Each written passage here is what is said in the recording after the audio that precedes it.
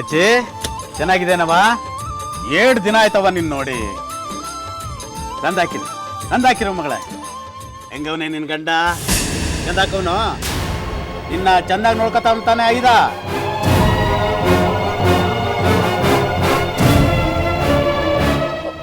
ಓ super ಆಗಿದಾರೆ ಗಂಡ ಹೆಂಡತಿ. ಅವ್ರಿಗೇನಂತೆ ಸರ್? ಅಂದಾಗೆ ನಿಮ್ ಹಳ್ಳಿ ಸೂಪರು. ನನಗಿಲ್ಲಿ ಒಂದು ದೊಡ್ಡ ಫಾರ್ಮ್ ಹೌಸ್ ಓಪನ್ ಮಾಡ್ಬೇಕು ಅಂತ ಅನ್ಸ್ತಿದೆ. ಇದು ಯಾರ ಮಗ? ವ್ಯಾಸ ನೋಡಿದ್ರೆ ಗಂಡಂಗದೆ, ಆಕಾರ ದನಿ ನೋಡಿದ್ರೆ ಹೆಣ್ಣಂಗದೆ. ದೊಡ್ಡಪ್ಪ, ಇದು ನನ್ನ ಅಕ್ಕ ಗೊಂಬೆ. ಅಲ್ಲ ಶ್ರುತಿ ಅಂತ. ಅಕ್ಕ ಆಶೀರ್ವಾದ ತಗೋ. ತಂದಾಕಿರ ಮಗ. ನೋಡು, ಇನ್ಮೇಲೆ ಈ ಗಂಡು ಬೇಸ ಎಲ್ಲ ಬಿಟ್ಬಿಟ್ಟು ಹೆಣ್ಣು ಮಗಿನಂಗಿರ್ಬೇಕು ಏನೋ. ಅಪ್ಪ, ನಾನು ಹೇಳಿದ್ನಲ್ಲ, ಪಟ್ನದ ಗೊಂಬೆ ಹಳ್ಳಿ ರಂಬೆ ಆಗಕ್ ಬಂದಿರಂತ. ಅವಳೇ ಇವಳು. She's girl. ನೀನ್ ಇಂಗ್ಲಿಷ್ ಗೋಸಿ ಮಣ್ಣಾಕ. ಹಿಂಗ್ ಹೇಳಿ ಹೇಳಿ ಮಣ್ಣಾಕಿನೇ ನನ್ನ ಹೆಸರು ದಪ್ಪ ಹಾಕೊಂಡಿದ್ದು. ನೋಡವಾ, ಮೊದಲೇ ಹೇಳ್ತಾ ಇವನಿ, ನೀನು ಹಳ್ಳಿ ಹುಡುಗಿ ಆಗೋದು ಸಾನೆ ಕಷ್ಟ ಕಣವ. ಹಂಗೂ ನೀನು ಆಗ್ಲೇಬೇಕು ಅನ್ನಂಗಿದ್ರೆ ನಂದು 2 ಷರತ್ತವೆ. ಅದ್ರ ಪ್ರಕಾರ ನೀನು ನಡೀತೀನಿ ಅಂದ್ರೆ ಒಳಗಡೆ ಬರ್ಬೋದು, ಇಲ್ಲಾಂದ್ರೆ ಹೆಂಗ್ ಬಂದು ಹಂಗೆ ವಾಪಸ್ ಹೋಗ್ಬೋದು. ಇಲ್ಲ ಸರ್, ನೀವೇನೇ ಹೇಳಿದ್ರು ಮಾಡ್ತೀನಿ. ಆಮೇಲೆ ಈ ಪ್ಯಾಟೆಯಲ್ಲಿ ಉಪಯೋಗಿಸ್ತಿರೋ ವಸ್ತುಗಳು ಅದನ್ನೆಲ್ಲ ನಮ್ಮ ಹಳ್ಳಿಲಿ ಉಪಯೋಗಿಸ್ಬಾರ್ದು. ಆಮೇಲೆ ನೀವು ಎಣ್ಣೆ ಹಾಕ್ತಿರಲ್ಲ, ಎಣ್ಣೆ ಅಂದ್ರೆ ನಂಗೆ ಆಗಕ್ಕಿಲ್ಲ, ಎಣ್ಣೆ ಹಾಕ್ಬಾರ್ದು. ಅಯ್ಯಯ್ಯೋ ಸರ್, ನಾನು ಆ ಥರ ಹುಡುಗಿ ಅಲ್ಲ. ನಾನೇನು ಕುಡಿಯೋದಿಲ್ಲ. ಅದೆಲ್ಲ ಕಣವ ನಾ ಹೇಳ್ತಿರೋದು. ಅದೇನೋ ಬಟ್ಟೆಗೆ ಮೈಗೆ ಅವಾಗವಾಗ ಪುಸ್ಪುಸ ಅಂತ ಹೊಡ್ಕತ್ತಾರಲ್ಲ, ಅದು. He's telling perfume. ನೋಡವಾ, ಆ ಬ್ಯಾಗಲ್ಲಿ ಮಡಿಕೊಂಡಿರ್ತಿರಲ್ಲ, ಕೈಗೆ ಹಾಕೋದು, ಕಾಲ್ಗೆ ಹಾಕೋದು, ಕಣ್ಣಿಗೆ ಹಾಕೋದು, ಮಕ್ಕಕ್ಕೆ ಹಾಕೋದು, ಅವೆಲ್ಲ ತೆಗ್ದಿಟ್ಬಿಡ್ಬೇಕು ಸರ್. ಇದೇನವ ಸಾರು ಸಾಂಬಾರು ಅನ್ಕೊಂಡು ಲಕ್ಷಣವಾಗಿ ಅಪ್ಪ, ಅಪ್ಪಯ್ಯ, ಅಪ್ಪಾಜಿ ಅನ್ಕೊಂಡು ನೀನು ಮಗಳು ಅನ್ಕೊಂಡು ಒಳಗಡೆ ಕಾಲಿಟ್ರೆ ಮಾತ್ರ ನಿನಗೆ ಪ್ರವೇಶ. ಆಮೇಲೆ ನೀ ಮಗಳು ಅಂತ ನಮ್ಮ ಮನೆಗೆ ಬಂದ್ಮೇಕೆ ಸುಮ್ಕೆ ಕೂತ್ಕೊಂಡ್ರೆ ಕಾಯಿಕಿಲ್ಲ, ಮನೆ ಕ್ಯಾಮೆ ಎಲ್ಲ ಮಾಡಬೇಕು ಏನೋ.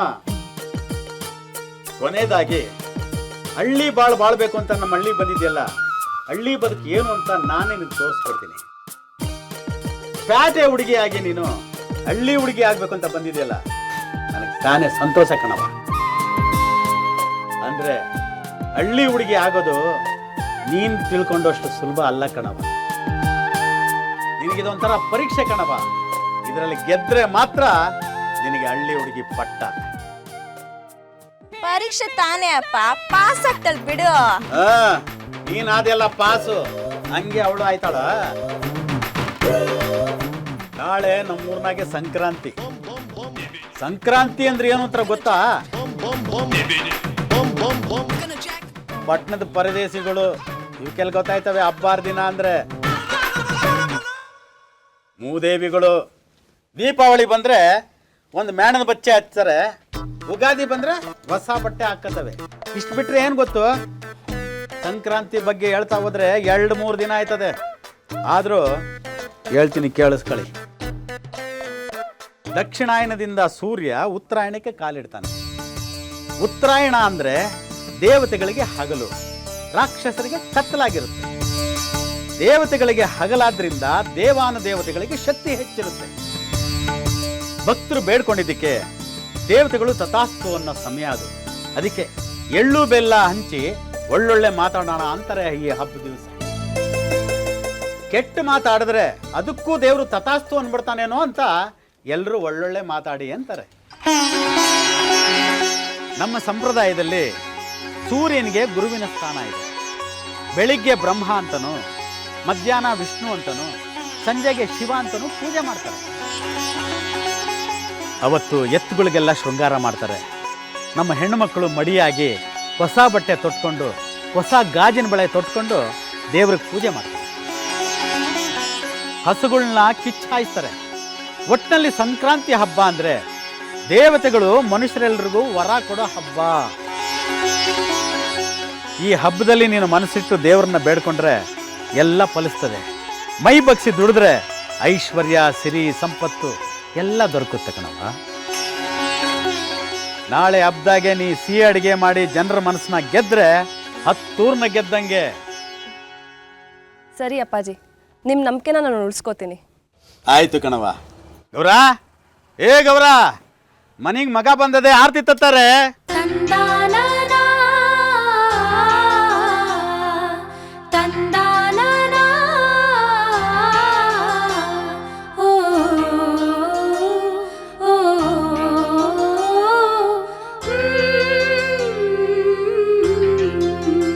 ಏ ಅದು ಹೆಣ್ಮಗ ಇಡೆ. ಬಲ್ಗಾಲಿಟ್ಟು ಒಳಗಡೆ ಬರವ. ಬನ್ರಿ.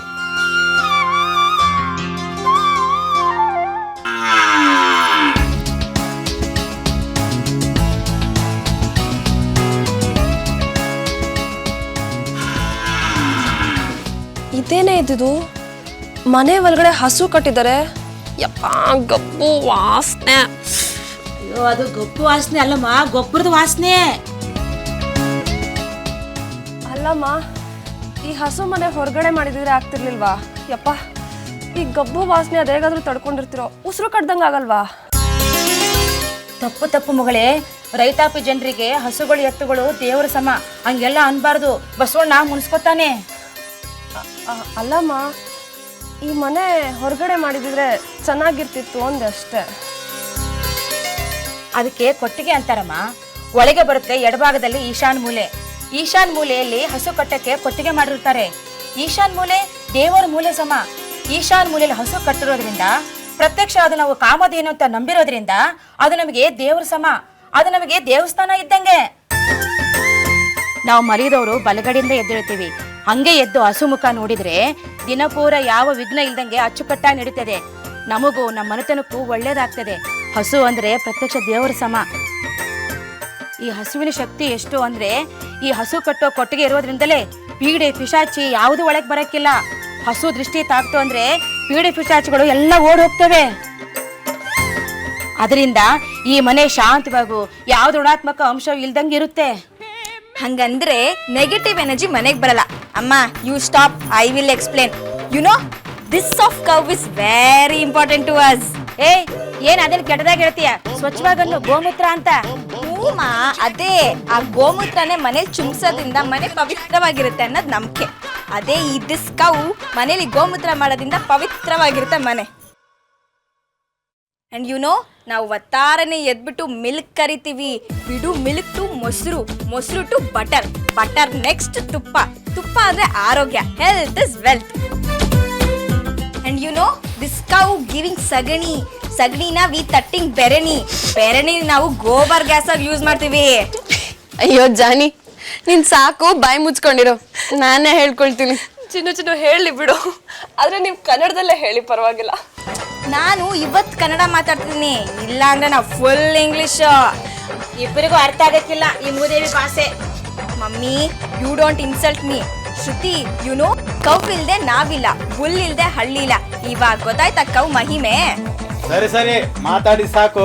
ಜನ ಒಳಗಡೆ ಕರ್ಕೊಂಬಮ್ಮ. ಬನ್ನಿ. ಎ ಟು ಗರ್ಲ್ಸ್, ಕಮ್ ಯಾ.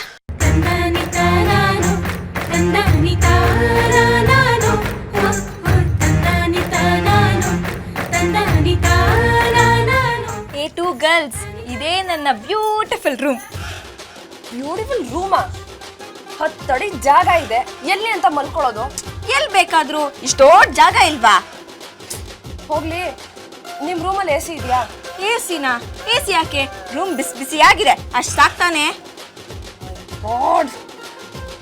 ಮಂಚ? ಮಂಚ ಚಾಪೆ ಹಾಸ್ಕೊಂಡ್ರೆ ಅದೇ ಮಂಚ. ಸೊಳ್ಳೆ? ಹಾ, ರಾತ್ರಿ ಹೊತ್ತು ಗುಯಿ ಗುಯಿ ಅಂತ ತಂಪಾದ ಸಂಗೀತ ಹಾಡ್ತಿದ್ರೆ ಈ ಹಾಳಾದ ಇಡಿಯಟ್ ನಿದ್ದೆನೆ ಬರಲ್ಲ. ಅಯ್ಯೋ, ಕಚ್ಚೋದಿಲ್ವಾ? ಅಬ್ಬಬ್ಬಾ ಅಂದ್ರೆ 2 ಹನಿ ರಕ್ತ ಕುಡಿತವೆ ಅಷ್ಟೇ ತಾನೆ. You don't worry, it's okay. Only small blood ಯಾ, ಇಟ್ಸ್ ಓಕೆ. ಅಕ್ಕ, ನನ್ನ ತಾತಮ್ಮ ಹೇಳ್ತಿತ್ತು, ಹಳ್ಳಿ ಜೀವನ ಅನ್ಭವ್ಸ್ ನೋಡಕ್ ಚಂದ, ಪಟ್ಟಣದ ಜೀವನ ನೋಡಕ್ ಚಂದ ಅಂತ. ನೋಡು, ಈಗ್ಲೂ ಕಾಲ ಮಿಂಚಿಲ್ಲ. ನಡಿ, ವಾಪಸ್ ಹೋಗುವ. ನೋ ವೇ, ನಾನ್ ನಿರ್ಧಾರ ಮಾಡ್ಬಿಟ್ಟಿದ್ದೀನಿ. ಈ ಹಳ್ಳಿ ಜೀವನ ನಾನು ಅನುಭವಿಸ್ಲೇಬೇಕು. ಇವಾಗ ಆಲ್ರೆಡಿ ಹೆಜ್ಜೆ ಇಟ್ಟಿದ್ದೀನಿ, ಹಿಂದಕ್ಕೆ ತಗೊಳ್ಳೋ ಮಾತೇ ಇಲ್ಲ. Very very good. Don't take food back ಯಾ. ಅದೆಲ್ಲಿ ಜಾನು, ನಾನು ಚಿನ್ನು ಇಲ್ಲಿ ಹೇಗೋ ಅಡ್ಜಸ್ಟ್ ಮಾಡ್ಕೋತೀವಿ. What about your room? ಹಾ, ನನ್ ರೂಮಾ? Hello Shruti madam, here you sleep, I sleep, Chinnu sleep and my mamma sleep. ನಿಮ್ಮ ಮಮ್ಮಿನ 4 ಜನ ಹೇಗೆ ಮಲ್ಗೋದಿ ರೂಮಲ್ಲಿ? ಅಯ್ಯೋ, 4 ಜನನಾ? ದೀಪಾವಳಿ ಟೈಮಲ್ಲಿ ನೆಂಟ್ರೆಲ್ಲ ಬಂದಾಗ 8 ಜನ ಮಲಗ್ತೀವಿ ಇದೇ ರೂಮಲ್ಲಿ. ಜಾನು, ತಮಾಷೆ ಮಾಡಬೇಡ. ಗಾಡ್ ಮೇಲೆ ಆಣೆಗೂ ನಿಜ. ಇಲ್ಲಿ 8 ಜನನು ಬಲಕ್ ತಿರ್ಕೊಂಡ್ ಮಲಗಿದ್ರೆ ಬೆಳಗ್ಗೆ ಆಗೋವರೆಗೂ ಹಂಗೆ ಮಲಗಿರ್ತೀರಿ. ಯಾರಾದ್ರೂ ಒಬ್ರು ಈ ಕಡೆ ತಿರ್ಕೊಂಡ್ರೆ 8 ಜನನು ಆ ಕಡೆ ತಿರ್ಕೊಂಡಿರ್ತೀವಿ.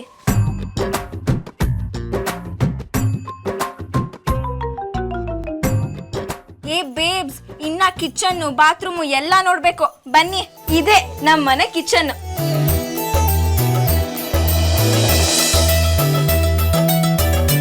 ಓ ಮೈ ಗಾಡ್, ಚಿನ್ನು, ಇಲ್ಲಿ ಅಡುಗೆ ಹೇಗೆ ಮಾಡ್ತಾರೆ? ಒಂದು ಸರಿಯಾದ ಸ್ಟವ್ ಇಲ್ಲ, ಸರಿಯಾದ ವೆಂಟಿಲೇಷನ್ ಇಲ್ಲ. ಓ ಮೈ ಗಾಡ್, ಇಲ್ಲೇನಾದ್ರೂ ಬೈಸ್ಕೊಂಡು ತಿಂದ್ಬಿಟ್ರೆ ಒಂದೇ ತಿಂಗಳಲ್ಲಿ ಕೈಲಾಸ. ಅಕ್ಕ, ನಿಂಗಿದೆಲ್ಲ ಹೊಸ್ದಲ್ವಾ, ಅದಕ್ಕೆ ಹಂಗ ಅನ್ನಿಸ್ತದೆ. ಗ್ಯಾಸ್ ಸ್ಟವ್ ಮೇಲೆ ಮಾಡೋ ಅಡುಗೆ ರುಚಿಗೂ ಒಲೆ ಮೇಲೆ ಮಾಡೋ ಅಡುಗೆ ರುಚಿಗೂ ತುಂಬಾ ವ್ಯತ್ಯಾಸ ಇದೆ. ವಾಟ್? ಅಡುಗೆ ಬಯಸೋದ್ರಲ್ಲೂ ವ್ಯತ್ಯಾಸ ಇದೆಯಾ? ಹೂನಕ್ಕ, ನಿಮ್ದು ಗ್ಯಾಸ್ ಸ್ಟವ್ ಅನ್ನ ಅಡುಗೆನೆಲ್ಲ ಬರ್ರಂತ ಉರ್ದಿ ಬೇಯಿಸ್ಬಿಡುತ್ತೆ.